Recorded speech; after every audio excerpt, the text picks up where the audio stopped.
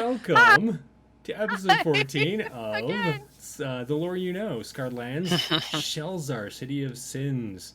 Um, so we've talked on previous episodes how, actually I should so we're doing a lot of tech difficulties, so we're redoing this, redoing this. So what am I forgetting? Sarah, my normal co-host, how's it going? Going good. Awesome. And Other we're than the tech welcoming issues. Fran, our today's co-host. And Howdy. my lovely wife, Yeah. co-author. So Yep. Shelzar is one of those cities that pulls very much from a real world trope. So we've talked before about how Scarlands really avoids a lot of that. It's just kind of a fantasy setting, and they kind of throw a lot of their stuff that they just made up in. It definitely has like Greek tones when you look at the origin and the Titans versus the gods, but for the most part, a lot of their cultures are just made up. Shelzar is not so much that. It is very much Aladdin meets Vegas. Is that what we were saying earlier? Is that Yeah. a Aladdin meets Vegas meets which is- Ankh-Morpork. Which is like, which I concluded was basically Dubai without the giant building. right. There is a But couple fantasy, tall buildings, but with they're the not fantasy trope that and tall. all that stuff. And they're not that. Yeah.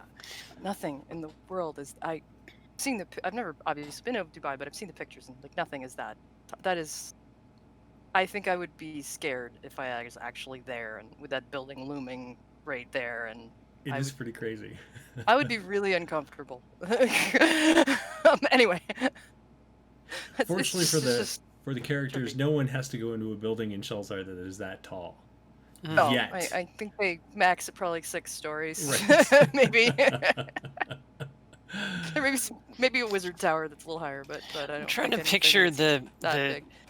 the Shelzari starting to build the Tower of Babylon and Keely coming down and being like, "Hey, if you do this, I'm gonna screw up all of your languages so you won't be able to talk." And everybody going, "Oh boy, that'll be fun! Build faster!" Do it. Yeah. What an adventure! As opposed to being, that being a warning, they're like being goaded on by it. Yeah. Like, oh my god, this is gonna be good. Right? Yeah. So Like, speaking of... Scarlands has enough language problems without the Tower of Babel. Also true. So speaking of... Oh. Go ahead. No, like just the constant fail whenever I get new players, I'm running at a convention or whatever, and they're like, "Oh, I speak Common," and I'm like, "There is no Common." Common Yeah. Look at your what? Yeah, character like there's a sheet. trade Yeah. language, but... But not everybody speaks Lydian, you know? It's not Right. common. It's, if Yeah. you're in Shelzar, in fact, It's less rare. if you're in Shelzar, how many people are going to speak Lydian? Right. Maybe half? Maybe? The language definitely exists there, but... Yeah. I would Because not there's say it trading is- merchants who go right. up the coast, but It would be like, so my only personal experience with this would be going to like Germany, where a lot of people do speak English, but then especially in like Berlin and like the larger cities, but then you go to smaller areas, and maybe a handful of the people speak English. Most of them speak German, Yeah. French, Spanish, it's going to be their third, fourth Right. language, and so Yeah. you really need to Yeah. know what you're talking about when you go there. Yeah. Which is the way I looked at it. Yeah. I'm off on a kind of a different topic, but the languages of Ghelspad, not even Scarred lands, Ghelspad blow me away Yeah. because there's 4 base languages, not counting wackadoo languages, religious languages or whatever. But there's 4 base languages, and you can learn other languages if you know a base. So if you know Lydian, learning Veshan or Calastian wouldn't be hard, but still, it's like the way I look at it is like Lydian sort of like Latin, and Shelzar Elzen sort of like Romantic, and Ahin, which is the Albadians and Elves, and I always thought of that as sort of like Nordic, because they're all very different root languages in Yeah. Europe. So that's kind of the way I think about them in my head. Yeah. I can't remember what the 4th one was. The 4th one is like is newish. It's not a human language. It's a whatever elemental thing. Oh, gotcha. I think it was called. But yeah, But those are the three kind of humanish Right. languages humans speak. So yeah, I think it's kind of interesting. So I think of Shelzar, I literally think of Shelzar as English. Because it's like I think of the Elzen as the Germanic. Gotcha. And Shelzar is such a, even though it's got that Arabic feel, it's Right. more a melting pot than anywhere else in Absolutely. Ghelspad. It is my favorite city because of that. Like, Yeah. of all of the cities of Ghelspad, Shelzar is like the most random, Yeah. which to me is a good thing. Like, it Yeah. is very rare that you go and see any kind of racial issues. You know, like everyone goes there. For the most part, a lot of people feel safe there. There are reasons to not feel safe there as well. But like as we get into it, we'll talk about how the law is a thing there. It's not just a wanton city of hedon. I don't want to say hedonism because it is a hedonistic Wanted city of city. hedonism, but Yeah, there are certain laws you still don't break, absolutely. despite it being a wanted city of hedonism. Yeah. So it Yeah. is. For me, it's a great starting point for adventures because Yeah. anyone can What- be whatever they want to be and start in Shelzar. Yeah, what Yep. I love about this book in particular is this is the first Scarlands book I know of that actually has like a mature reader's warning. Mm. Like they're like, this The other is ones have not mature content, kid- but they just don't warn you. Yeah. But like this one is like we will talk about sexy things in this Yeah. book. You know? Mhm. And it's to my knowledge the only one of the original 40 Yeah, plus I can't think of any Scarland others. books that has this sort of not for kids Right. thing going on here. So Yeah, it's right in the opening. So before we dive into talking about like the history of it and everything, let's just explain where it's at. So like if you looked at Ghelspad, which is this massive continent, down kind of in central south coast is this little peninsula that sticks out. And right there on the eastern edge of that peninsula is Shelzar. Yep. It is rumored to be and highly likely is the oldest surviving city on at least Ghelspad, perhaps Yeah. in the world, but I mean there are definitely a lot of cities that have been reduced to rubble, crushed to dust, no longer exist because of the war or previous, you know, like Kadum just walking around and smashing shit. Going, Godzilla. I think the only competitors could conceivably be Veritray, but I'm pretty sure shells are still older because the elves came later. Right. And Jeweled City, but insofar as it was built on the ruins of a pre-existing city, not because the city survived all that time. Right. So And as a city that has survived yeah, the entire time without falling yeah. and being extensively rebuilt, Shelzar, would be the oldest city in Ghelspad. And it's funny possibly because even though the fact that it is the oldest standing city, it also was built on the ruins of a city. something. This is also one of my favorite parts about the city. It was built on the ruins of something, and there are a lot of rumors of what that is. And like there are still parts that are above ground. So like the massive, I think it's just called the Gate.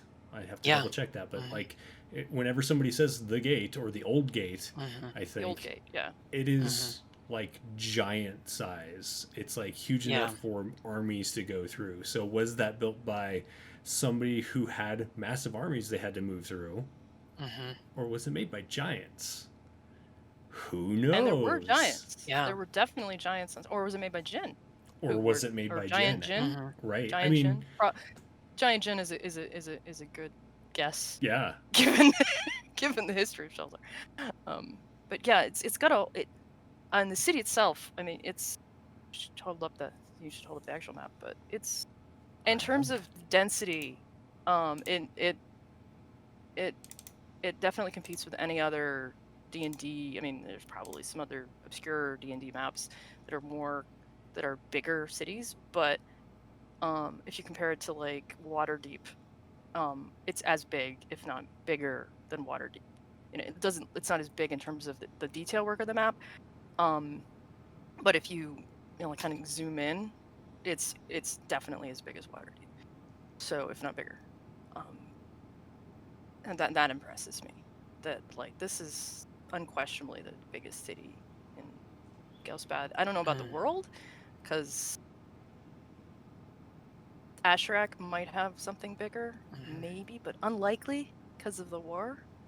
It may be the biggest city on Scarn. I don't know, but arguably, I can't think of anything in Termana that would compare. And Dragonlands isn't known for cities. Yeah. And a lot So- of that and- size and- might just yeah. be because it has survived for so long. It hasn't. Yeah. A lot of the cities that were like, get knocked down, let's build something new on top of that. They Yeah. haven't Yeah. had I the think you'd chance have to to go to- expand and be the size that they are. Yeah, you know, some of the outer plains might have bigger cities. City Right, of Brass might right. be bigger. I don't know. That's fair. Yeah, that's fair to say. We don't But- have but- physics. We just kind of Exactly. What on is this Scarn physics itself- you speak of? It is probably the biggest city on Scarn.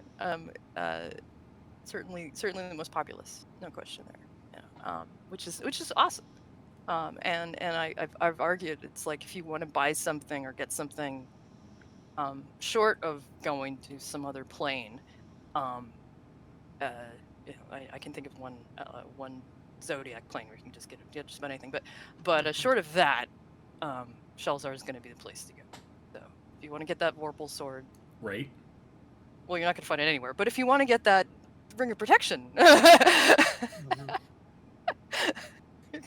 you'll find one, and you will find one in Shelzar. You will unquestionably be able to find one in Shelzar. So And I love speaking of that. the history of, That's why I I invited think- Fran. yeah, I I did think not have the Fran's gonna start. bandwidth to prep Yep. this, so I asked Fran to do deep dive into the history of this glorious book. yeah. Yep. Um, Bless you. And thank you. And yeah, Shelzar has a lot of history. It's amazing. Like, I don't know if anything big happened on Ghelspad that Shelzar didn't have some connection to. Right. It's kind of incredible. Basically, right around the time that the Asathi Empire, which is one of the very first civilizations on Ghelspad, fell, and there's a lot of debate over exactly why it collapsed, but basically it fell, and to interrupt, this would have been during like the epoch of Mormo, Which was- so yeah, before the Ice Mhm. Age, Right. like yeah, level of, Mhm. of What number? Yeah. Like, in like what order was that? uh, Mormo was number. 3, 4, 6, 7, Gotcha. 6 Out of Um, 13. So before Lethene's epoch, it was before. It was. I'm not sure that that's accurate, but That it was during Mormo's epoch. I thought it was. I thought Yeah. the South Empire was during. Mormo. well, it's if it was during Mormo's epoch lasted a long time then. No, well, I I'm don't. not saying it spanned the entire epoch. Mhm. I'm saying like that was its heyday. Gotcha. According, one of the other reasons I'm on here is because because I'm a freak and I went through every Scarred Lands book and noted down everything that actually had a date attached to it, and I have a spreadsheet with all of that crap in here. And so, according to that, the Asathi Serpent Reckoning calendar, which is the Empire's official calendar, begins in the year in roughly equivalent the year OC negative 5610, and ends roughly in the year negative 2880. So that's old calendar, which means before the gods, broke time. And had to make new seasons and a new calendar. So we don't actually have any idea how long those years were in relation to modern day or anything about them. But Those years were 300, 400 days Yeah. long. yeah, no I make clue. the assumption that they're between 300 and 400 days long, but. But in any case, yeah. Yeah. So the Asathi Empire lasted a long time, and it basically collapsed around 5,000 years before modern before the modern day setting. The Empire of the Flame, right? Yep, right before the And the Empire Empire of of the the Flame. Flame is purported to have occurred during the Epoch of Thulkos, which is like 4 epochs after the Epoch of Mormo, which is why it maps that at least part of the heyday of that empire would have been during the. I think it makes sense that it would have been, you know, Sathi snake people, Mormo snake, Titan.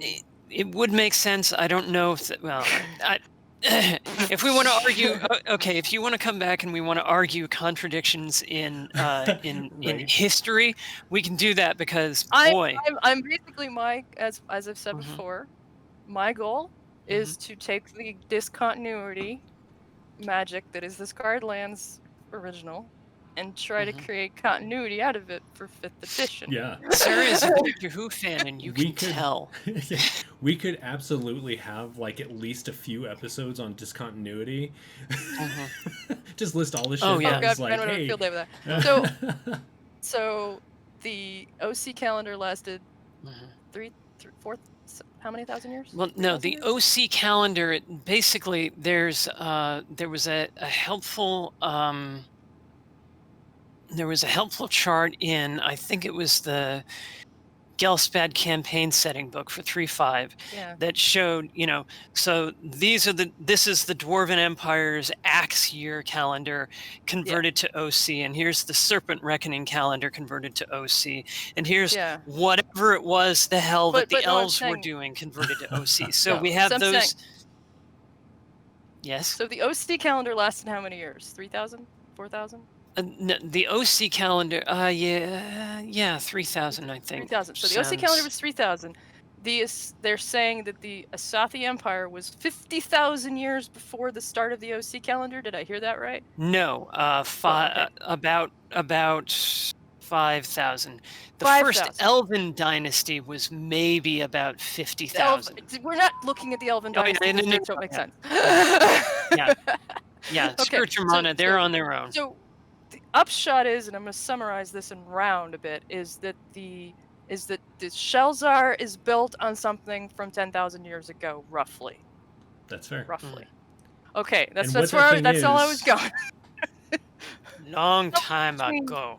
Somewhere between 10 and 8,000 years ago, there was a city of snake people. Well, there was a city. We don't even know of snake people. Yeah. May have been of snake people. Or giants. Or who the fuck. And one of their gates was really well built. Right. Because it's the only thing left standing. Yeah. And who knows if the city that Shelzar is built on was even the original city, because ruins built on top of ruins on top of ruins. Yeah. Yeah. Yep. So, whew, like it's old. I don't know. All of that meant it's old. It's old. Yeah. Yes. So now that we have run back out of the weeds like a greyhound in a dog park and back onto the path. So basically, the Asathi Empire that we just spent 15 minutes or whatever arguing about fell, and that made room for the Empire of Flame, which rose in kind of the same area, the Sweltering Plains, which is sort of the south western portion down there, and their inhabitants sort of started spanning out across the remains of the fallen Asathi Empire, and a few folks sort of started poking at these ruins. And so you'd have intermittent little townships that would kind of spring up and then disappear because people got bored and moved on, and spring up and disappear. The Empire of the Flame falls. People have sort of discovered the site, and so again, it's sort of, you know, it's a meeting place, a gathering point, but not really a permanent settlement of any size. So sometime considerably later on, the Slaracian Empire starts forming, which is this weird event because the Slaracians come out, walk into towns that are owned by other empires, and basically say, "You are in our empire now. Here, take this pamphlet. Do these things, and you will be good citizens." And everybody kind of went, "Okay." They didn't see them because the physical physicality of the Empire was all underground. Yeah. Well, Yeah. and it's not like the Empire collected taxes or anything. They would just every No. once in a while show up, give bizarre orders, and then go, "Okay, we go now." Like like the Men in Black. They just kind Yeah. of show up and are like, "Do you have sandwiches? We like sandwiches. Did you see a UFO? You did not see a You did UFO. not see. Okay, bye." Yeah. So Yeah, they didn't collect taxes. They did collect tribute. Like, I think Mhm. every year they're like, give us a Mhm. person. Yeah. You will Yeah. never see them again. Yeah. Stomp, stomp. And Yeah, it's like, exactly, okay. But so other empires were kind of like, is there somebody in here? What? And yeah, but anyway, sorry, I'm getting off on the Slurasians. Slurasians are just they're That was like episode 4. Yeah, so if you yeah, haven't yeah. heard about Mhm. Seratians, Yeah, go check they're out just so episode 4. they're wild and weird and orthogonal to everything else on Scarn, which is just fun. Yeah. But so the way that this touches on Shelzar is that there were people who thought the Slurasians were really cool, and several groups of them kind of joined up, and one particular sect, the Nasirsa, became trusted servants of the Slurasians around the time that the Empire of Lead was sort of starting to come up. There was a certain amount of kind of offshooting and splitting, and some of these the Nasirsa, if I remember right, kind of eventually become the Eyes of the Night, who become very important. I So don't remember if did I talk about the Eyes of the Night when we talked about the Slurasians? I think I did. Then the penumbral. I think we Probably, might have, yeah. It was like Yeah. a very small bit. mhm.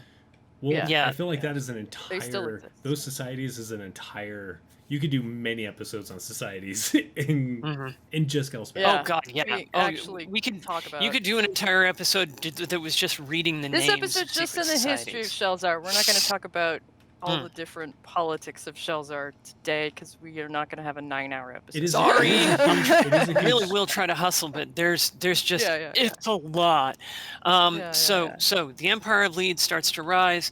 The gods and the Titans start looking around at the Slurasians. The Slurasians reach out and try to capture Belsimus' son Hadaris and accidentally break him. Oops. And so they go much more carefully and they take Drendari and then they take her apart to see how she works. And the gods go, "Oh, hell no!"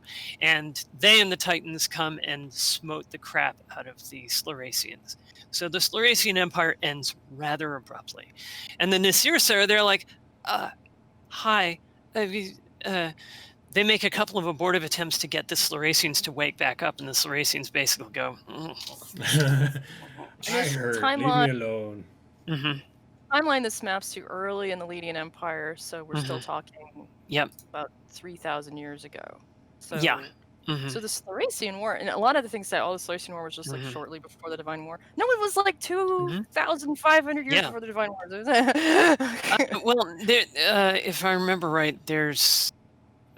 Anyway, It's I'm not going to confusing worry and about that. I'm not going to worry about that. Timeline-y issues. I'm just going off the Slurasian, off the Shelzar book. That's all I'm doing. We can get on the wiki and argue about this in more productive ways later. It's kind of a mess. And yeah, actually, everything that I'm telling right now is up on the wiki because I literally use that as my notepad to write this stuff down. So the Nasirsa sort of start arguing. This is all your fault. They're not coming back, and some of them go off and become the penumbral lords.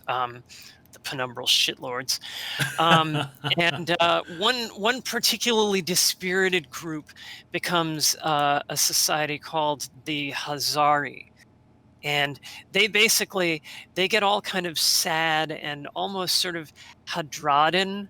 They're like, gods and titans just suck. Everybody should just leave us alone. We're gonna be mortal and go off, and you guys can go fuck off. And they They're go also- to the. Sorry, they're also really lawful, right? They're kind of orderly. Well, I mean, Okay. they are, but they're not. They're more ascetic than lawful per se.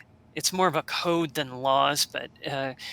yeah, basically they go off and as such people are often wont to do, they wander into the desert looking for paradise and find a watering hole where the water is drinkable, and are like, it's paradise. So they build a fortress around this giant ancient gate, and they call it Shai al-Hazari, or the Fortress of the Hazari.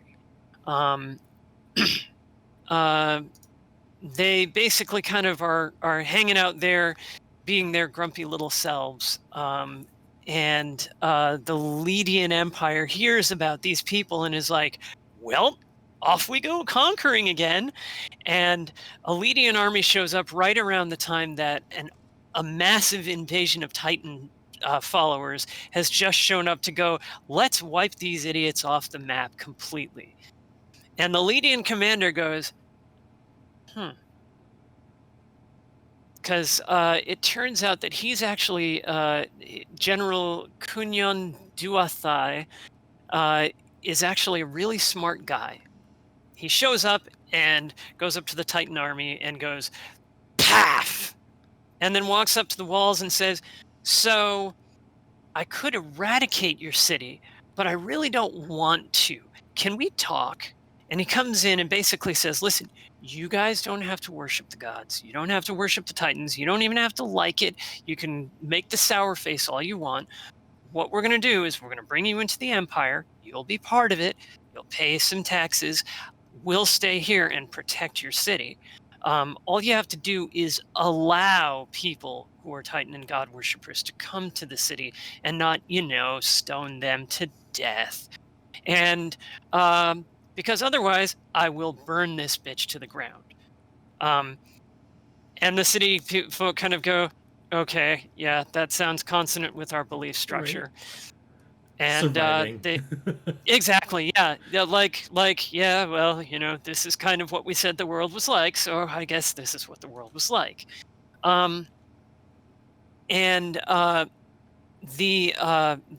The benefit of this is that Duathai convinces the emperor to funnel a lot of money into Shelzar and to build up its ports, and it becomes a huge trade center.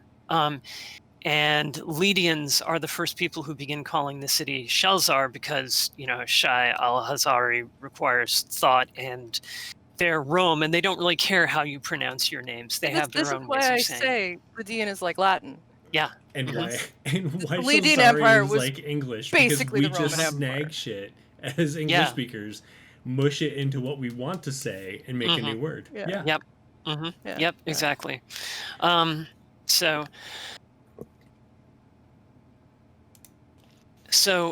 gradually, a new province of the Lydian Empire, Zathiskite province, and it is very difficult to say, and you guys are going to have a lot of fun getting to hear Sarah try to say it later on, arises.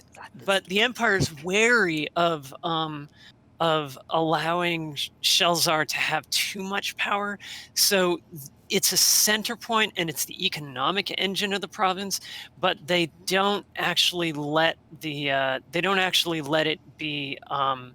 the capital. They have the capital. Essentially, it's kind of a semi-autonomous city-state, but it's overseen directly by governors from outside, rather than being able to oversee itself and then report up to the government.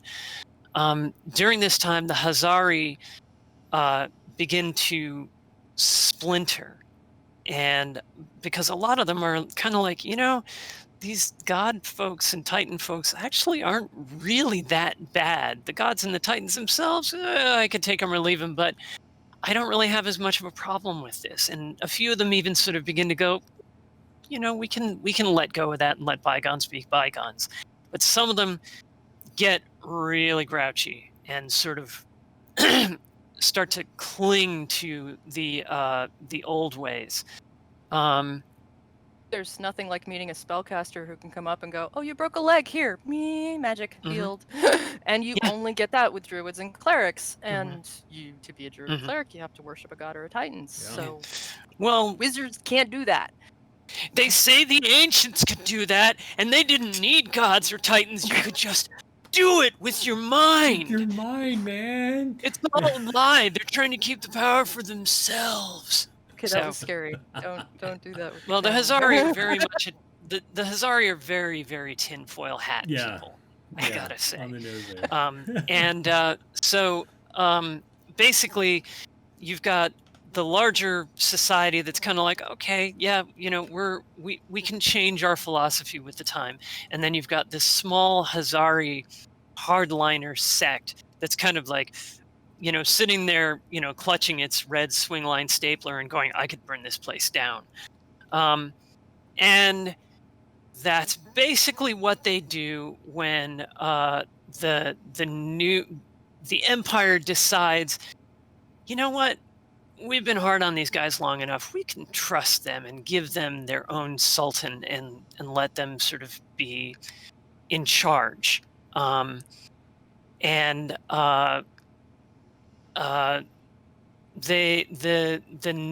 new sultans begin to really change the city.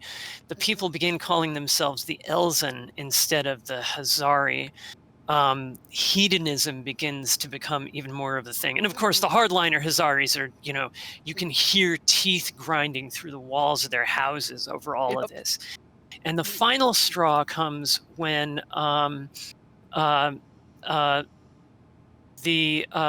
Empire says, we trust you enough that we're going to move the garrison out of this out of Quelsk, which was a good distance away, and we're going to move the governing power and everything out of Quelsk and into Shelzar proper. You guys really deserve to be in charge of the province. Part on this map. Yeah. So that's about like 200 miles. 100. It's about 100 miles. It's about 100 miles. Yeah. And the Hazari hardliners basically go, that's it. And the event that really pushes them over the limit is when the Shelzari Sultan at the time, Jamadir Bagali, goes on a goodwill tour of the local temples to gods and titans. And the Hazari get together and are like, shing. And thus comes the Night of Majil, which basically they go out and they slaughter every official that they can find in the city. They basically decapitate the entire government, and they take over and are like, it's going to be a hard line. Oh, are those troops from Quelsk? Smack! The government wipes them out really fast and goes, yeah, you're not independent anymore, and we're going to have a garrison in the city now who's answerable only to us, and no more of this crap ever. And not only that, not only are you no longer in charge of the province and no longer have an independent government of your own, we're sick of this crap, and we're going to build a new city called Els, which will rule over the Elzens. And so they can't crush Shelzar's mercantile power because it's now one of the big driving forces of the Empire, but they can basically humiliate the Elzen, and that's what they do. And the Elzen's spirits are really broken for I think it's 150 years. The city is just kind of this soulless place where it's like, we make money, I guess. How? And then a woman named Gurika appears during during the Verith dynasty of the Lydian Empire, and there's some confusion in the books over. They say that she appears in the latter part of the Verith dynasty, but that would invalidate the timeline for the rest of events. So I think what they mean is kind of at the beginning of the Verith dynasty, but I'm not totally sure. But in any case, she shows up. She basically kind of walks into the city naked out of the desert, comes in, and immediately just starts doing the craziest shit. She's this beautiful, stunning woman, comes into the city with nothing, walks into a casino, wins a fortune, spends it all on wine, women, men, clothing, more men, more women, and then goes in and gambles the entire remaining fortune, wins an even bigger fortune, and goes out and starts spending it, goes in and gambles the fortune and loses it all, and is wandering around on the streets penniless, depending on the good faith of strangers, and then has another fortune the next day that she inherits from somebody who dies, and gambles that and wins more, and just keeps going on like this. And just, people will follow her around just to see what the hell she's doing. And her existence becomes this kind of beacon. And she talks about Enkeely and how you people live these predictable little lives, and there's no point to it because you can't really predict what's going to happen, what good or what bad. You just have to kind of throw yourself out there and live. And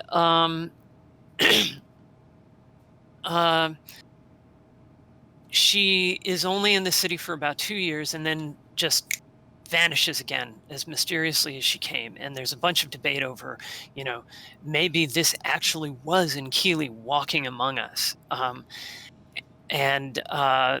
Regardless, it has a really lasting and deep impact on the people of the city. And all of a sudden, Enkeely is the leading deity in the city, and fuck it is kind of the law of the land.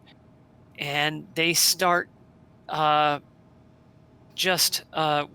debauchery goes sky high. They were already sort of a rich merchant city, so they knew how to party, but now it's like let's double down on this, because well, not even that.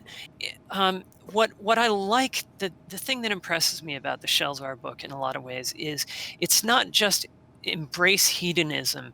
The real core of the thing that lasts through and that seems to come through today is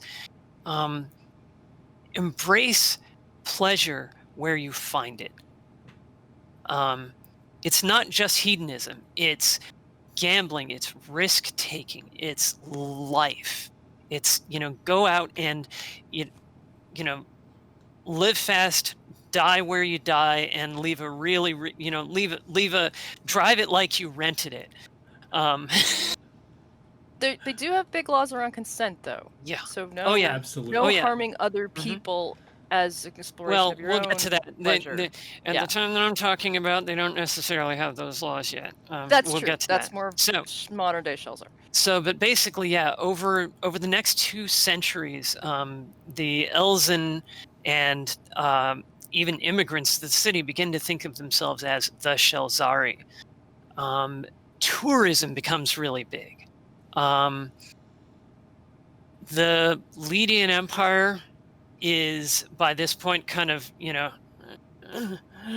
kids, what? The Verith dynasty is tottering and really insular and weird and weak, and they keep coming out with contradictory edicts, and the whole empire is kind of waiting for something big to change. Finally, the emperor outlaws all god worship, Titans only, no more gods. Immediately, Venerian province is like, and smaller rebellions spark all over the place. The Shelzari kind of go, Yeah, we don't really need to be here. I have a plan. And they launch they make a bet. They bet that we can rebel in a way that will actually bring about positive change. They need us more than we need them. And so they secede along with the Lydian governor and military officers in the city, who are all also really discontented with how things are going. And they spread a cover story that there's been an uprising by the Hazari. You remember those crazy knife guys? Oh, they came along and they killed everybody, and they stabbed all the people, and now they've installed a sultan. And out comes the Lydian governor wearing a mustache and a fake wig, going, "I am the sultan, and I am a bad guy." The rumors of instability basically helped to bring down the Varith dynasty very quickly. The incoming Mauryan dynasty shows up and immediately is like, "Yeah, gods are back on the menu. It's fine. It's fine. It's fine. It's fine." And then they come to Shelzar and they're like, "Hey, so we could really use you back." And Shelzar's like, "Well, you undid the god thing, but also, we're pretty important, and we really, like the respect we're due." The Empire's like, okay, yeah, all right, fine. Yeah. Because if we back out, you guys are going to tumble just as fast as the Varith dynasty. Yeah, you're right. Here, have some. And so Shelzar rises massively in power and influence in the Empire. The Mauryan dynasty, because it came in through, a coup, they don't have the bloodline to back themselves and to give themselves legitimacy. So what they end up doing is going out and promoting a bunch of provincial families into the nobility and elevating them into the court at Oromar, and that includes the Samarith family in Shelzar. So for the first time, Shelzar has royalty among them. Fairly quickly, the Samarith become one of the leading families in the entire empire.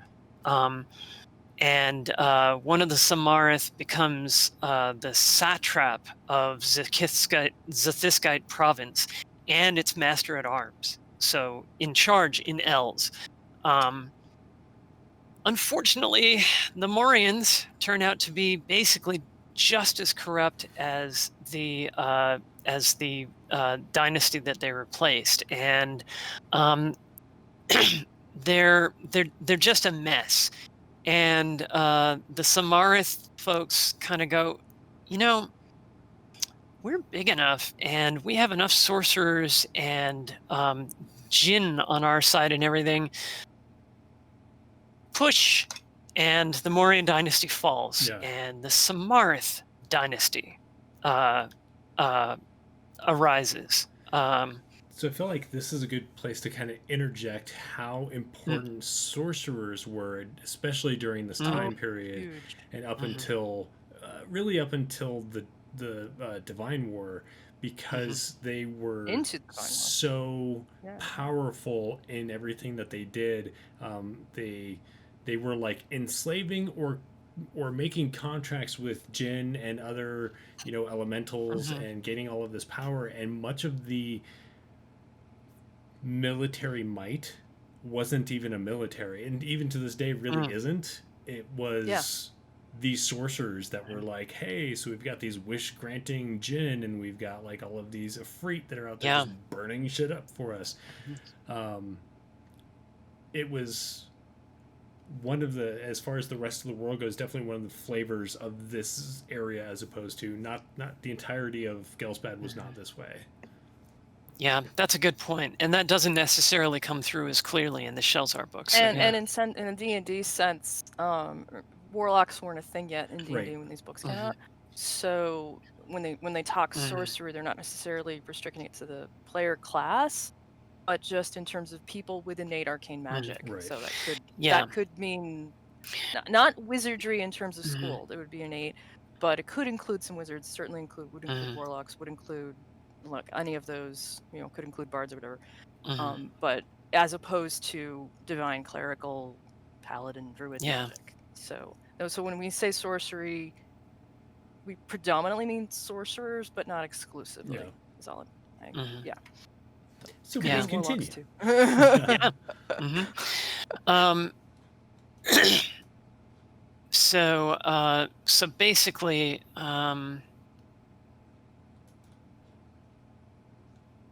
oops. She lost her place. Sorry, yeah, that's fine. I derailed you. I'm sorry. No, that's fine. Yeah. So the new emperor, Syad Samarith, is like, these noble houses, I don't really like them, and I don't want to get wiped out the same way that both the two preceding dynasties were.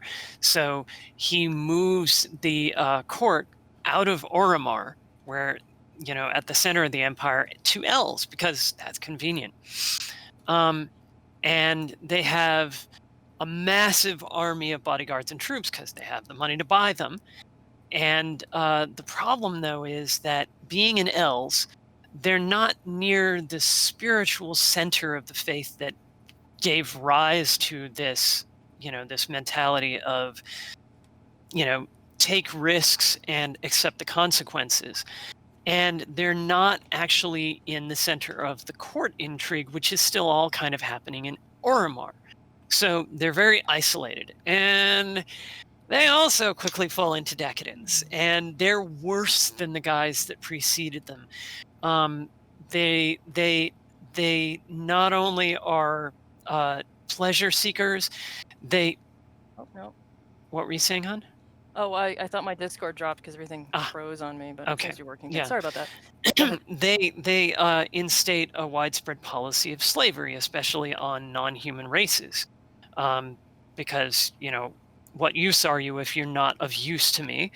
And their policy is driven, and this is going to sound hauntingly familiar, around more personal vendettas and personal acquisition than it is around the good of the empire. So like they go after the southern kingdoms to the east of the Broad Reach River because those guys were our trade enemies before, and we'll show them. They basically show up in the area that is Zathisk now and Calastia, and just kind of trample their way through. They crush Callus province. They install a puppet king. When there are rebellions in the province, they kill the puppet king, who was a native of the province, and just install one of the Sanmarith. And it actually takes until around the fall of the Lydian Empire for the folks of Callus to get rid of that bloodline entirely. And it's a source of continuing problems for ages and ages. So finally, basically around OC 732, so we're into positive numbers now. And again, there's debate here between two of the books as to who does this, but a member of the Takul family shows up and corners Zakyad, the final emperor of the Samarith dynasty. Just to clarify, the OC calendar was founded. OC Old Calendar 1, OC Calendar was founded at the start of the dawn of the Lydian Empire. Yeah. So OC 732 would be 700 years into the Lydian Empire. Yep. Roughly. Yeah, about 2,500 years or so before where we are now. Yeah. Not counting the war, which you can't count because numbers don't mean anything. So lasted roughly between 50 and 100 years. It certainly didn't last more than 100 years. It certainly lasted at least 50. So I always peg it to about 60. Anyway. So Time yeah. is wibbly wobbly. Zakiad gets run down, hiding under a pile of dirty laundry in his harem, and is executed.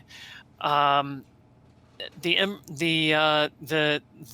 new dynasty immediately moves the throne home to Aramar, and moves provincial administration from Els not to Shelzar but to Quelsk, basically spiting everybody. The Shelzari, their reputation kind of ruined by all of this crap just by association with these idiots, falls into massive disfavor. The Empire can't do away with them, but they do everything that they can to spite them. And the Shelzari once again turn culturally in on themselves and kind of just lose all interest in the Empire. You know, what have they ever done for us? They just take and take and take and take. The Takul dynasty goes on for a good long time. For about the next 1,500 years, things remain sort of status quo. Shelzar continues to have a lot of economic power. They have a lot of sorcerer power and Jinn power. They focus a little bit more on currying favor with Titan worshippers, but the city is still very much in Keeley's. And then finally, around 2272 OC, the Lydian Empire is once again on the. Were you going to say something on? I was like flan cupboard collapse. Yeah, exactly. Yeah, it's really, really wobbly. It's kind of desperately steering around, trying to manage all of its problems and keep itself together. And the Shelzari start looking around, and they're like, you know, their emperors keep coming here. They love us. Everybody in the Empire loves us. Everybody in Zathiskite province loves us. And nobody really loves the Empire. We could just leave. And once again, they just do it. Like the whole government, including the Lydian officials and everything. And this time, they don't even pretend. They literally just stop answering. They don't answer mail. They don't send taxes. The Lydian governor who becomes the new sultan is kind of a figurehead for this merchant and priest coalition. And they just spend all their tax money building a huge army and stationing it along the border. It takes 3 years for the government in Oromar to go, and basically it's because suddenly there's this massive wave of barbarian invasions from Albadia. And so Oromar sends to Shelzar saying, "Send us troops." And Shelzar says, "No. If you don't send us troops, we're going to come down there and beat the crap out of you." And Shelzar's like, "Okay." 25 years go by, and Shelzar's there like, "So I guess we're independent now. We're the Empire of Els." This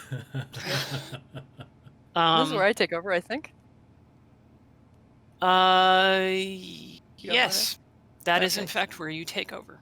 So she did all that part because I didn't have the time to do that summary this week. There was a lot of it. it. Like the There's last a lot. 5 pages of the 50-page chapter 2 of this. This was all just chapter 2. Yeah, you get what you pay for with the Shelzar book, Right. man, and then some. You do. It's And what that's you not get even. with This having is the oldest city on the continent. this is just chapter 2. This isn't even talking about like the city, which is like the second half of the book. Yeah.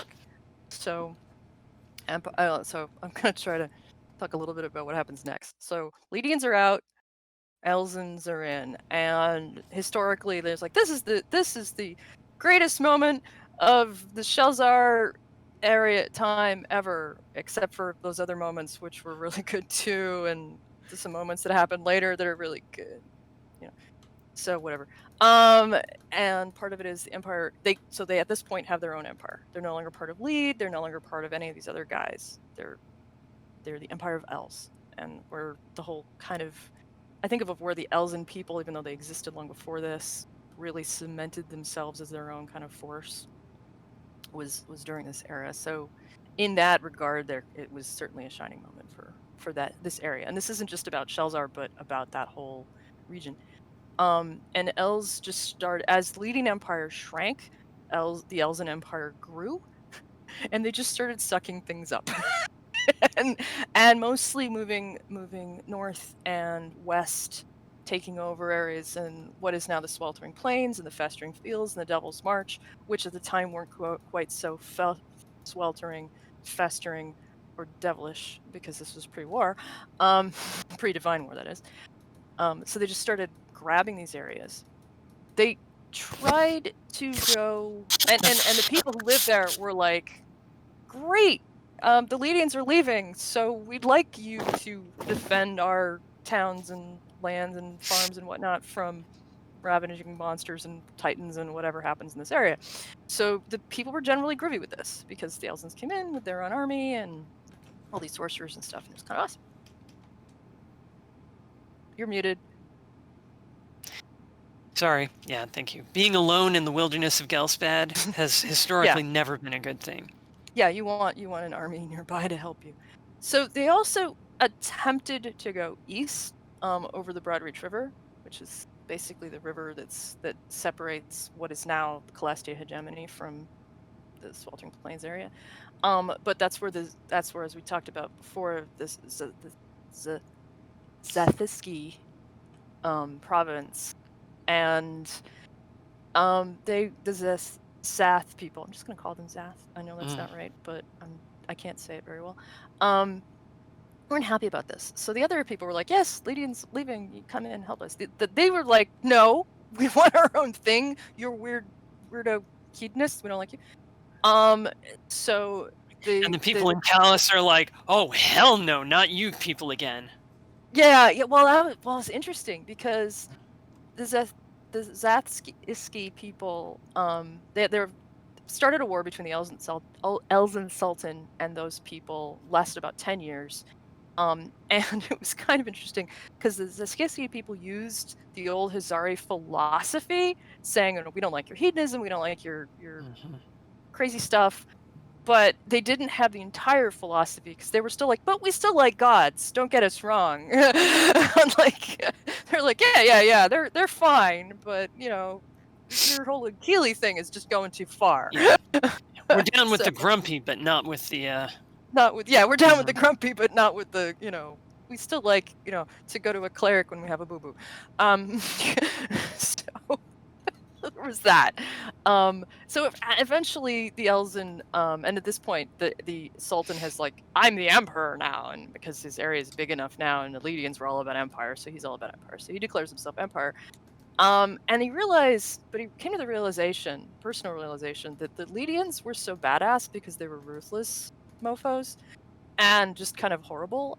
And he like really had a hard time with that. And he's like, I can't be like that. I can't be this jerk, So it's just not worth it. I don't want to go there and enslave these people. If they don't want to be like us, then fine, we won't conquer them. And they just, at that point, were like, there's a river here. We got a natural border. You stay on your side, we'll stay on ours. Huh? I said, that's kind of amazing. Yeah, yeah. They just weren't the effort, basically. And also, by that point, they had expanded almost to the west coast, and they're like, I've got all this territory. I need to consolidate it, and deal with that. So it's kind of interesting. And they also saw Zakitski as also kind of a buffer region between the Elzen Empire and all the shit going on over here with Calastia province and Veneer province, because Veneer was an empire at that point and they were expanding. Calastia was starting to expand, not the modern day Gemini Burduck expansion, but they were doing their own shit, and they were like, this is a nice border region. I like this buffer. They can fight those guys instead of us. So we'll just leave them alone. Never mind. So I just think that's interesting. And anyway, the Zakitsky ruler said that the Elzens were corrupt and vicious, while the Elzens said the Zakitsky were simple-minded and boorish, which I just love. So to me, that was just very much the chaotic, lawful, Inkili, Hadrada kind of dichotomy and argument that is still pervasive across Ghelspad today. So eventually, over this time, the Elzen Empire founded 5 more cities. And so we had Shelzar, we had Els, and now we have 5 more cities through this region. And don't ask me where they are. I've yet to have found a map of where even freaking Els is. And a lot of that was those cities don't Yeah. exist anymore. I think Sarah's frozen. Oh, she's she dropped. You've actually dropped. completely Yeah. dropped. Well, She hang was on. frozen on such a great image too. Right? Like she always gets frozen on these really intense, thinky, excited pictures that I like, I'm like, that's who I married. I kind of hear you. Yeah, we can hear you. Oh, it's just entertaining because I can see turn on camera. I can see the happening on the live stream. Mm-hmm. Oh, and all the cameras would because Yep. I dropped. Sorry, There we go. It's okay. Welcome back. faster now, so I guess Mm. needed to die. And it can't be internet this time. It's definitely my PC. So we'll be fixing that later. Anyway, where was I? I don't know where I dropped. Elzen Army. So anyway, 7 cities. So we're going to talk about 7 Yep. cities. Yep. So Shelzar, there's Els, and there's 5 more. Els and the other 5 are not on this map. I don't know where they are, other than somewhere in this region. I wish I knew at least where Els was, because it's kind of interesting. But I guess people where Els can do was. whatever they want. Where Els? Well, where Els technically still is, but yeah. So each city was kind of known for something specific. So the city of Els was the capital of the empire. They were pretty much where the army was kind of established as where the emperor was, or former sultan, now emperor. Their kind of shtick was diplomacy and statecraft. They're considered. I love this. The Elzens are the silver-tongued Taki people. That's how everyone else perceived them, as like they're silver tongues and they would deceive you and they would win and they wouldn't even lift a sword and they're terrible. But they also used what they called bedroom diplomacy, which is literal. Like they would seduce your king and suddenly you'd be like, yeah, okay, we'll agree to this trade agreement. You're so like, good in bed, I will sell out my country. Exactly. Like hot damn. So they're kind of fun. So anyway, the capital city is known for feasts and gluttony. The city of Wahid was known for athletics, and they actually had like something akin to a coliseum, where gladiator battles, and they would bring in exotic animals from all across Ghelspad and possibly even as far away as Termana, and bring them in and show them off and be like, look, we got a chimera, isn't it cool? Or like baby dragons. I don't know what they would get, but they would bring in stuff. Al-Kahabe was known for orgies. So there's that. 1, 2. The other 3 cities are not named, so I have no idea what they're called. And then finally, Shelzar itself, while not the capital, is known for nothing specific except that it's known for everything. Like, like they're known for having it all, basically. All that stuff. So they have, but their kind of main emphases were around creativity, originality, and just weird, crazy stuff. And this is the one place in the Elzen Empire where non-humans were really welcomed and embraced, which they might not have been in the other 6 cities. So you'd find like the most diverse population, certainly, and the most diverse people, and they were the most welcoming to people of other everything's, whether it's other religions or other races or cultures. They're just like, welcome, come in, we love it, let's do this. And so pretty cool. The empire prospered for several hundred years, but as empires go, they didn't guard their borders very well because honestly, it's a rough zone. You know, you've got a jungle to the south, swamps to the south, desert to the north, and it was just hard, and you got monsters coming from those areas. So the cities started to become more and more independent because it was just hard to defend between them. So the governments of those cities, while they were still beholden to the Emperor of Els, they kind of started to really do their own thing, and they were sort of more like 7 city-states that had a unifying, kind of a unifying army, and recognized still through taxes at the emperor, but not as solidly an empire in the traditional sense. And then the Charduni showed up, and that kind of was bad. So this was not too long before the Divine War. The Charduni, or the darker-skinned dwarves of Termana, invaded Ghelspad and basically created yet another empire across Ghelspad, and just swept across the country. They came in from the north, which I find interesting because Termana is southeast of Ghelspad, geographically. And so either they came up and then came back down, or I don't know. I have my own theory, because I know towards the end of the Charduni Empire, when they were kind of pushed out, they retreated to Chardunahe, or what it used to be called Dunahe, which is this little peninsula, well, relatively large peninsula over here. So I have my theory that there may be some kind of magical teleportation gate thing that connects that country to the Charduni Empire in Termana, because it kind of makes sense. But I haven't Or at read least anything may to have support that been. theory. May have been, or may have now. I don't know. But there's the only places you find these dwarves in abundance. You can find individuals wandering around, but in abundance would be in those two locations, in their empire in eastern Termana, no less, and in this one peninsula in Ghelspad, which is to the west of Ghelspad. So I don't know how that works. I'm just thinking magic, because that's my excuse for whenever I don't know how something works. Good excuse.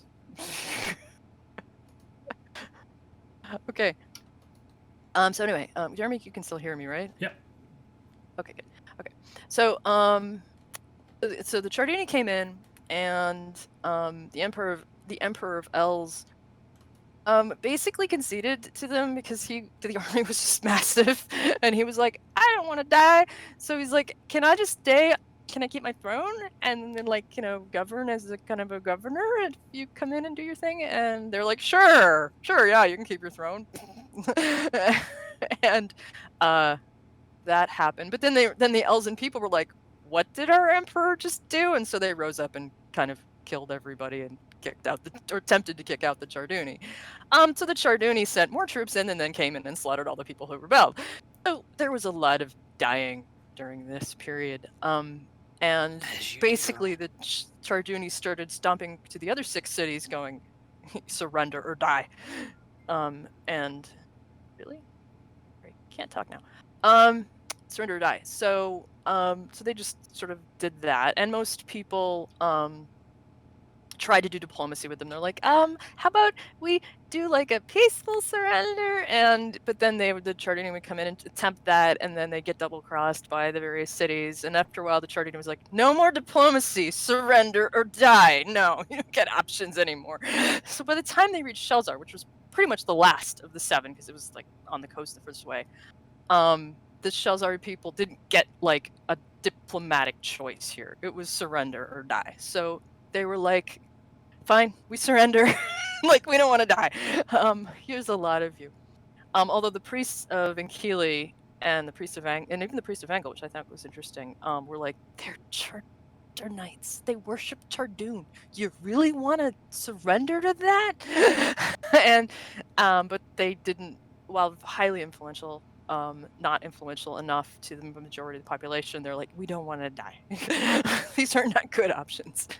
So, but what's kind of interesting is the Charduni rule, like at least the book claims, wasn't that bad, because for the most part they let people do what they want. They didn't enforce their religion.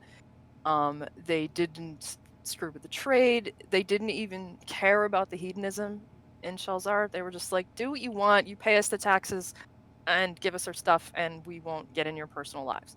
So they were like, and you won't kill us? Awesome. Okay. And that was sort of how it went. Fran, I think you're muted. Yeah. You said some of that it might have been Am I because they were still consolidating. Yeah, and because the Charduni, one of the other things that's neat about Scarn is that a lot of the bad guys are really evil, but they're not idiots. Yeah. They're not like, we're gonna burn the whole place down. The Charduni are genuinely out for the welfare of the planet. They just think that that means that you have to have the stupid whipped off you. Yeah. And what was interesting, though, is during this time, Shelzar was already really impressively economically powerful and had been for a really long time. And the Charduni recognized that. And they were like, we don't want to fuck with this economy. It's too strong. Yeah, we don't want to kill the goose that lays the golden eggs. Exactly. So they were like, you pay us our taxes. You keep up whatever it is you're doing to make such a strong economy. So ironically, because of the security that the Charduni provided, the elite in Shelzar became even richer and became even more prosperous because trade was even stronger and prices were better, and the rich got ridiculously rich during this era. And then the shit went down and the Titans Wars happened. So then the gods were like, we're rebelling against our parents, and the build-up started to start the Titans War. The war. We're gonna go fight our parents. Want to come? Well, no, really. No, I said we're gonna go fight against our parents. Want to come? And the Charduni, being insanely faithful to Chardoon, were like, okay, we'll go do that, and they kind of bugger off to go fight for Chardoon, and suddenly the whole remainder of the Elzen Empire, like, where did they go? Because everybody sort of leaves. And Shelzar is like, so what did we do? Yeah. Do we fight in this war? We're not a military anymore, because Charduni pretty much wiped out whatever they had left, and the other 6 cities are not gone, but they're really reduced in power, and they don't really have much. So like, we don't have a lot. Yeah, but and this is also we want it back in Keeley. This is also when the gods, uncertain of how the Jinn were going to go, were they going to side with the gods or with the Titans, they just locked them away in the City of Brass. And so all of the sorcerers that had power, literally about to get here, yeah, not even the thing anymore. They're just like, well, it's this is interesting. Book contradicts what you're saying. It's true. This book contradicts that, which pissed me off to no end. So, welcome to the Scarred Lands, fans. The claim in the Ghelspad campaign setting book, I believe it was that book, and in some of the other books, is that before the war, they locked up all the Jinn in the elemental planes so that the Jinn wouldn't pick sides, and that the gods were just like, no, you're not siding with the Titans. This source book is the first one I've seen claiming that it happened after the war technically started, after the destruction and death of Mesos. So they say that Mesos died, Mesos was killed, and magic went crazy sauce, because Mesos was dying of magic, and sorcerers, which the majority of the defensive capability of the Elzen Empire, and Shelzar in particular, as we stated already, was around sorcery and around Jinn control. Suddenly their magic went haywire, and really powerful sorcerers were suddenly like reduced in power, and then a bunch of randos who didn't even have magic or had very little magic were suddenly super powerful because magic went all haywire. So that happens, and a bunch of the Jinn were like, haha, we're no longer being controlled. And so a bunch of the Jinn were like, we can go crazy. And so that happens, and then around that time, the gods went in and were like, and they claim it was after the discretion of Mezes that they went into the city of Brass and went to the Jinn and say, what side are you going to choose? And the Jinn were like, screw you, we don't want to choose either side. And they're like, fine, we're going to lock you away, so you don't have a choice. And they sucked away all the Ifrit, all the Jinn, and stuck them out in the elemental planes. But in this book, what was interesting is they claimed that initially the Jinn said, we'll side with the gods, and that the gods sucked the Jinn away to fight for the war. But then basically the Jinn were like threatening to double cross them. So Keely asked Deneb to talk to the Jinn on the gods' behalf and seek their aid, but they refused. The gods laid siege to the city of Brass, bound all of the genie kind into their will. Suddenly all this genie serving in Shelzar and the 7 cities vanished from the face of Scarn to serve the gods. This was a disaster to their 6 cities, but Shelzar was okay because they didn't rely on genies as much as the other 6 cities did. So it was like they claimed it to serve the war, but then there was the whole, no, we just locked them away. So a bit of a contradiction in there. Yeah. Oh, look, a contradiction in the Scarlands book. Right, but the effect was the same. Like, the effect is the same, is that the Jinn just poof and vanish. Right, these super powerful people were like, I don't have this anymore, and I don't know what to do about that. Yeah, and so there go all those wish spells. And you cannot invade us here in the Electric City. Psst, psst. Oh, no. Yeah, exactly. It's like, oh, all this bound genie we had doing all this cool stuff, they're gone. So that sucked. So in the implication anyway is it happened a little bit into the war, not before it. So when it happened isn't clear. Either way, the Shelzari specifically were like, we want to back in Keely. They're our patron. We want to help. So they did put together an army, little less effective than it could have been without the Jinn, without the sorcerers being all messed up. They didn't do very well in their battles against the Titan forces. They won like a few little victories, but they got their asses kicked in a lot of bigger ones. So they were like, look, we won this little victory. We're not all terrible. Let's have a party. So yeah. And where was it here? Titan force burst in the city. Yeah, and that was about when all that business happened. But Shelzar still survived by the end of the war.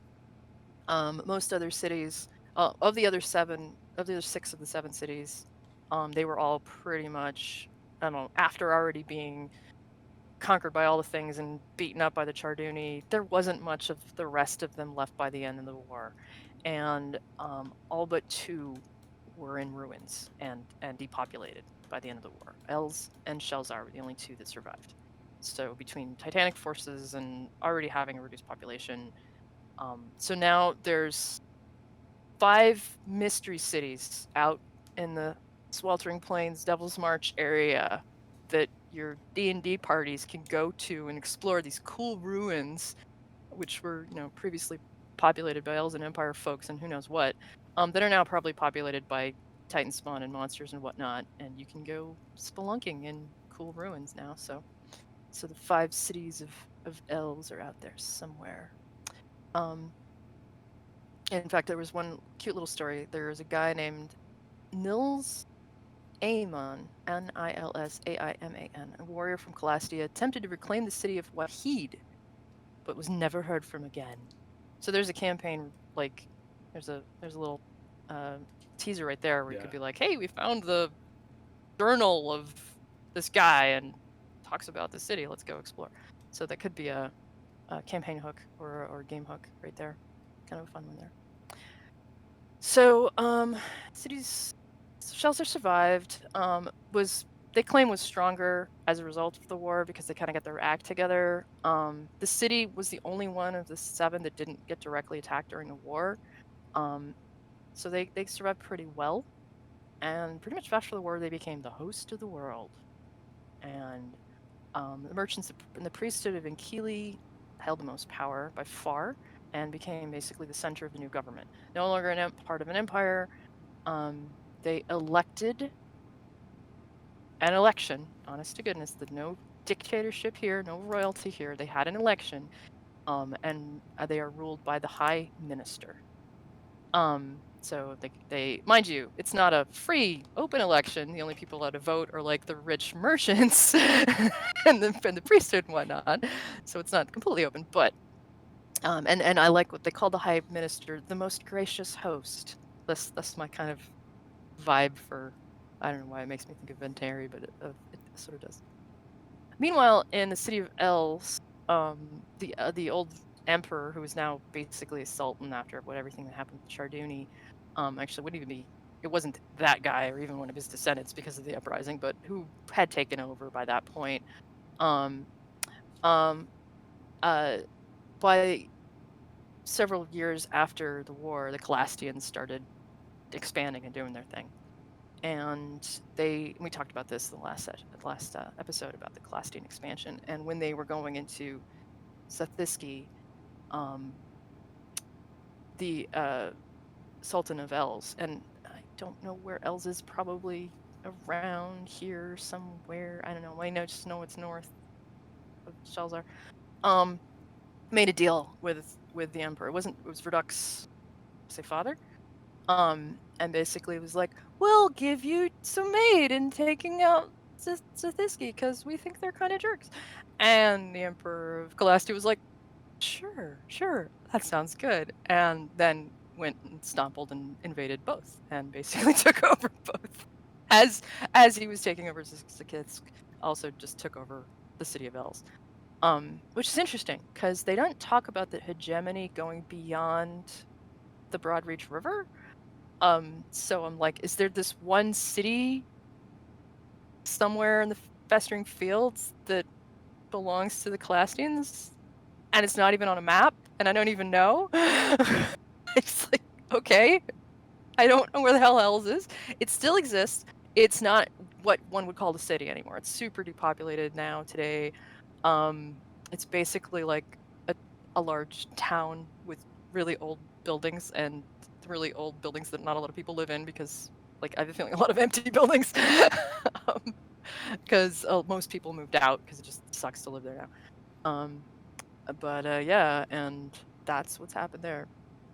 Shelzar, for the most part, though, is standing strong, incredibly strong, as I've said it before. Biggest city in Ghelspad. Good relations with all the neighbors, including Calastia. It's interesting in terms of big events since the war.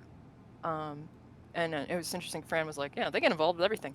This is the only things they didn't get involved with. They did not get involved in the Druid War that happened after the Rhine War. They really weren't involved in the little Albadian invasion that happens. Blood Monsoon certainly impacted trade in the region, but did not quite reach Shelzar, like, in any major degree, because it was really much kept to the east coast. And it was probably pretty much blocked by the giant forest that is now Galita's Grove, so it didn't really reach Shelzar. So the trade routes were certainly affected by the Blood Monsoon, but not the city itself. So really the only thing that is around now that really impacts them is rampant piracy, because all of their shipping is based on all of their trade. So much of their trade is based on shipping. And piracy is definitely a modern issue off of the coast of most of Ghelspad. But they also have a pretty strong navy, so yeah. They're not really concerned with being invaded by the Calastians. The Calastians have been really hands-off. I think they recognize the same thing that every other invading empire recognizes, like, don't touch Shelzar. It's this economic powerhouse. We don't want to screw it up. So the Calastians were just like, they reached the Broadreach River and they stopped. And they were like, okay, we've gone far enough west, now we're going to head north. And it was like, okay. Well, also, other than Shelzar, there's nothing really over the Broadreach that you want. What do they got? They can get all their fangs fall. That's useful and low keel, but you got to get through such crap to get there. Right. There's nothing worth taking. Yeah. And, they don't want to mess with the Asathi. And then I was going to say, and then you've got a bunch of Asathi and Sutak who are voting, and who wants that? Yeah, you don't want with them. So you've got a little bit of farmland at the south end of the sweltering plains, and that's about it. And then that's pretty much the lands right outside Shelzar. So they were just like, we're not gonna. Verduk is smart. All you can say about Verduk, he's, as much as he's egotistical psychopath, he's smart, and he just does not want to touch that economic powerhouse.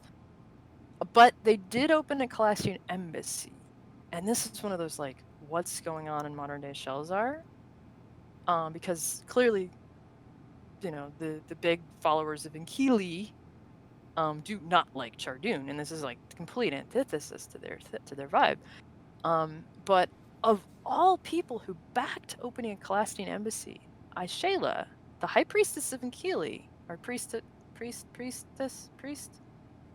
the high cleric, Aishela goes by the they, the high cleric of Inkili, lobbied for this. Lobbied for a Calastian embassy to open in the city, which seems really weird. And she apparently even convinced High Minister do it, which was interesting because there was implication that convincing was a little bit of fun. Although in this city, that's not all that surprising, I feel like. No, because Shelzar's hedonism is more so than it even ever was. I'll need your butt print here. So, and even then, there's definitely conflict between the Calastians in the city and the Inkili followers, as they kind of have little mini conflicts frequently, particularly on Keely's holy days, where the radical followers of Keely will be like, "Let's go beat up some Calastians," Beat up, like, really? No. Well, frequent violence on Keely's high holy days. You just tell me what that means. No, violence is I was just figuring it'd be a lot more subtle and a lot more involved than that. You're probably right. You're probably right. It would be more subtle. Well, but if it said violence, then it said violence. Though, so some kind of violence. They also have some issues with there's remaining Hazari sects, so Shelzar still has to deal with those folks, and they've got a leader in the city who calls himself the Sultan, which is like, okay, is he some descendant of the old Hazari Sultan? I don't know. Did they have anything to do with the Eyes of Night or any of those other groups? Who knows? But they're there in their own kind of rich jerk conservative aesthetic. I don't even know. It's like, we're wealthy, but we're not hedonists. We live in the city of sins. It's like, I don't know. Anyway, they're off making trouble. As well as, your random Titan worshipping cults, your random crime syndicate, your random raging barbarian, whatever, your random adventuring group that gets too drunk in one of the inns. Oh, and also, the center of all the assassins live here too. So throw in the cult of the ancients, who have their home base in the basements of the city. So there's lots of little modern day issues, and let's just say the High Minister has his hands full. He's got to host it all, right? And I love this quote at the end of chapter 2. The foolish man sees only what he wants to see, which I thought was kind of a nice summary of Shelzar. It's kind of a fun thing there. So, yeah, I don't know if we want to, there's a ton more to this book. This was literally just chapter 2. Yeah. I feel like we could actually two-part this, since we are nearing our time limit. We could call it here. Go ahead. Yeah, I want to throw in one teaser, though. Yeah. So, Shelzar, as we have said, City of Sins, known for hedonism, definitely known for, since the other cities are gone, this is now the center of all the orgies. And lots of brothels. Shelzar has a crap ton of brothels. And I want to drop a little teaser. There's a brothel with a gibbering mouther. And I'm just leaving it there. Right. That's... And it's not a monster per se. Maybe in the sack, but other than that... But I was like, what? Because you get into later parts of this book, and it's like, what? yeah, this is not, this is mature audience. Yeah. stuff. Okay, now I want to Or- write a short story about Shelzar called "The Monster in the Sack." Love it. Yeah. Oh. Just like, how does that even work? I don't know. It's So bad. yeah, for this but week yeah. we'll call it. We'll do Shelzar Part 2 next Friday. Until Yeah. then, Fran, since you're for the first time joining us, why don't you introduce yourself and tell us all of your pertinence? Hi, I'm Fran Stewart, pronouns she, her. I'm married to Sarah. We co-wrote Vigilant Through Shadows and Dreams, which is a Scarred Lands novel that I hope you'll enjoy. Since then, I'm doing various work on the Scarred Lands setting, officially and unofficially. I'm also really excited about putting in some real work on the Scarred Lands wiki, which is a fantastic resource that should have more in it because, by God, it's every bit as rich as anything that WotC or Paizo is putting out. And I have my own short stories out there in various collections, and you can find me on Twitter at Ronald and Valor, and everywhere else pretty much as Fran Stewart.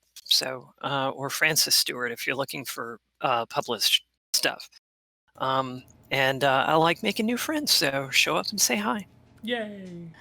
It's And just way better Sarah. at social media than I am.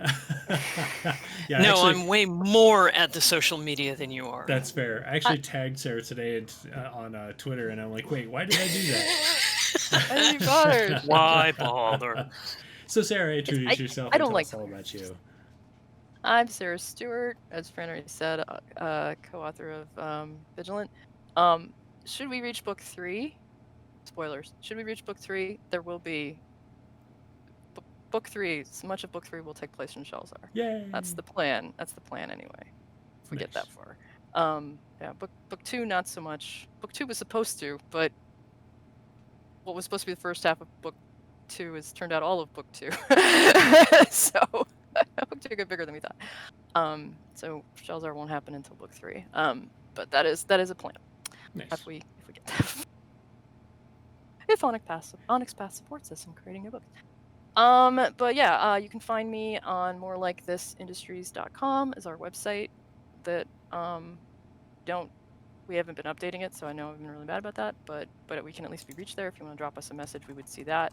And I can be reached at morelikethisindustries. It's perfect at morelikethisindustries.com is my email there. Yep. And otherwise you can find me on Facebook as Sarah Stewart and on Tumblr as Keinas, Ketinas. I'm known throughout the internet as Ketina, but formally in writing as Sarah L. Stewart. And I have a bunch of titles on Drive-Thru RPG, so check those out, and more are coming because I'm actively working on more titles for Drive-Thru RPG, which is why we're not working on book 2, because I'm working on that instead, because that is where the needs are currently. These things happen. These things happen. Yeah. And I am Jeremy Hochhalter, the host of the show with Sarah usually, and today with Fran. Speaking of Shelzar, tune in on Fridays at 4:30 Eastern and to the Curiosity Cache, which takes place mostly in Shelzar. We actually completely left Shelzar for part of it, which wasn't the plan. Wow. Most of that game is not the plan, but Players. right. So yeah, coming up Where'd right they after go? this. They ended up, one of them got kidnapped and was being sailed off to the Classian Empire, or hegemony. So the rest of them went after, and then found out that he freed himself. So, yay! But had adventures. You get for missing a session. Right? Mm-hmm. Otherwise, Check let's out. see. On All right, I've got Wednesdays. Got your solution for that. Yeah, Sorry, go ahead. I was gonna say on Creature on, Collection's out. It is. There's a monster in the Creature Collection called a Dream Shadow. Yeah. Leverage it for when the player misses the game in the future, Nice. Yeah. so that you don't have to have them kidnapped. Right. Yeah, literally designed for just such an is emergency. That's Literally designed for player couldn't make my game. Here's a monster that will explain what happened. Nice. MacGuffin. MacGuffin. So It is a Let's see, MacGuffin on monster. Mondays. Actually, if you want more Shelzar, check out Travis Legg's Sins of Shelzar. I think Sins of that's what it's Shelzar called. Wednesdays? On Wednesdays, yeah. Wednesdays. I think it's Wednesday evenings. He's over at Plastic Age Plays here on Twitch. I also publish on Drive Through RPG and on DM's Guild. I do freelance for Onyx Path and Kobold Press, and I do my own publishing as well. You can find me on Twitter. Yes, Twitter at WHPubs or Facebook, and Twitch at WH Publications. Until next Friday, everybody have fun, be safe, take care of yourselves and each other, and we will see you then. Bye.